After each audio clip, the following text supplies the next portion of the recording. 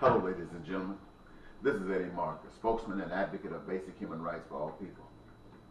I was just lying in bed, and I was listening to the radio, television, I'm sorry.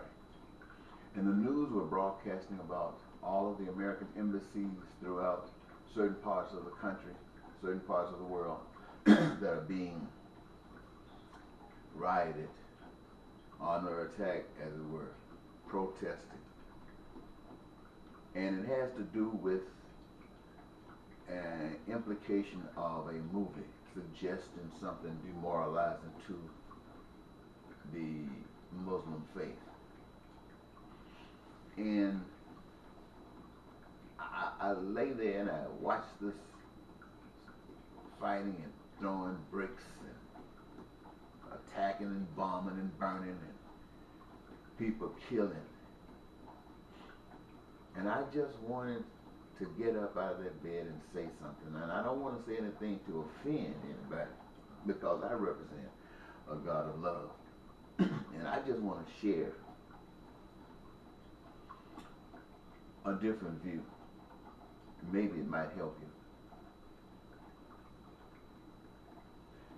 There is a power that made people to be a unit, like a solid family.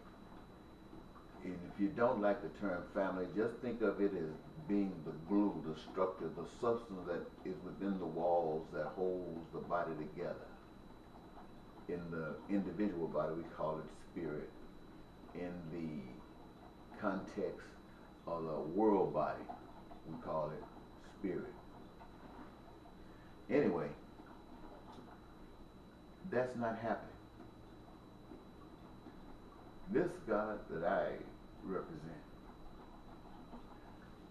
loves everybody. And this God that I represent is the same God that you identify.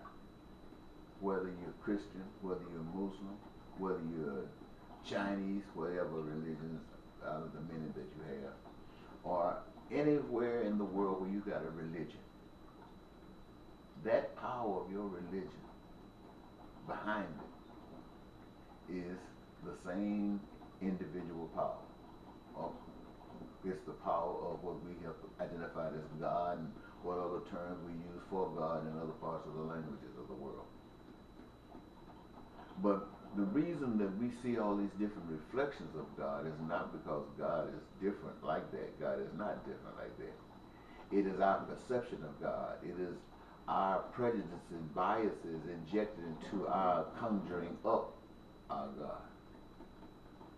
And we, for some strange reason, have tried to shape God into what we think God should be, and not perhaps what God really is, because we wouldn't know if we don't know God. But how do you tell when something is speaking to you of what is God? This is a simple way. Love or hate. It's either one or the other. If it's going in that direction, that's what it is. If it's going toward the direction of love, if you see it's progressing, it's learning, and it's excited about becoming, or if it's destructive for selfish reasons, all inclusive is that of the God of love. Remember? But the other one, the hate, it destroys. And the idea that you can do anything other than treat your neighbor like you want to be treated, the idea of such is not possible. Why isn't it possible? Because these have learned the lessons of life, and they choose life. To make someone so angry, to make them so angry till they want to pick up a stick and kill me. What is controlling them that would make them want to do that to me. And if I'm doing something that would cause anybody to want to do that to me, tell me what it is. Tell me what it is. Show me what I'm doing wrong. And if I'm doing something wrong, and when we discuss it, and I recognize that I'm wrong, I will quit. I'm not going to fight to have my way. I'm not going to tell you this is the way it is, and I'm going to pick up a gun and make it be that way. Nor am I going to pick up a gun and tell you, no, you're not. You come over here. No, I'm not going to get down like that. Why? Because I see what's happening right there. You got two devils. You got two devils. Neither one of them know how to love. You see, the one that would love would say, well, I know what I'm doing is right, and if you want to impose your will on me, then you got to kill me. And you go ahead and do what you got to do. Now, I'm not saying that you do not reserve the right to defend yourself. If you're willing to lay down your life, and you're not willing to take a life, unless someone comes to take your life, you got just as much right to be here as anybody. So if they want to take your life, you got the right to defend your life. But you cannot go after them. You cannot go after them. Somebody said, well, you got to get the upper hand. That doesn't make any difference. Let that turkey with the upper hand. Make sure you really got it together, because your world is about to end, as it is understood to have been, based upon the significance and the degree of this present encounter. Always think of that. Now, if I have said anything, I'm saying to all religions, you all know the same God. And what we see, people say, I'm a Christian, I'm a Muslim, doesn't make any difference. That's only us. That's the humankind. It is the one that says, I am love, that represents God. The one that says, I am love, that represents God. Now, since I got this moment, I think I can try to say this in 2 or 3 minutes and I'll close down. The God that I'm talking to you about knows that every last one of you wants to live your dreams, wants to experience the best life that is absolutely possible.